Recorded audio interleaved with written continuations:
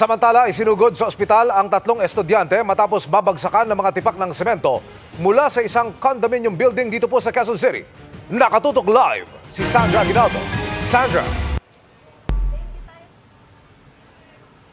Yes, Emil, kritikal nga ang kondisyon ng 2 sa 3 bata na edad 12 anyos. At ayon po sa mga saksi, ang mga batang yan ay nahulugan nga po ng debris mula sa isang gusali na nagkataon naman na yung mga batang iyon ay naglalakad doon sa harapan. Nangyari po yan sa panulukan ng Roses at Timog Avenue bandang 4:39 p.m. ngayong hapon. Napuruhan sa ulo ang 2 sa kanila na kritikal ngayon ang kalagayan habang nagtamo naman ng sugat sa braso ang isa pa. Isinugod sila sa malapit na ospital at doon ay nakausap namin ang magulang na isa sa mga bata at nanawagan sila ng tulong na sana raw ay may doktor na makatulong sa kanyang anak na nasa kritikal ang lagay ngayon. Nanawagan din sila sa may-ari ng gusali. Narito po ang pahayag ng ina ng isa sa mga biktima.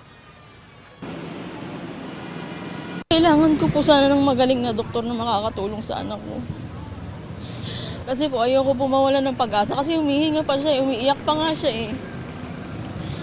Gustuin ko man siyang tulong, wala naman ako magawa. Wala na po ako maisip eh. Nagpinas kagulat ako eh, pumakasok lang yung anak ko eh. Hindi ko alam na magkakaganyan siya.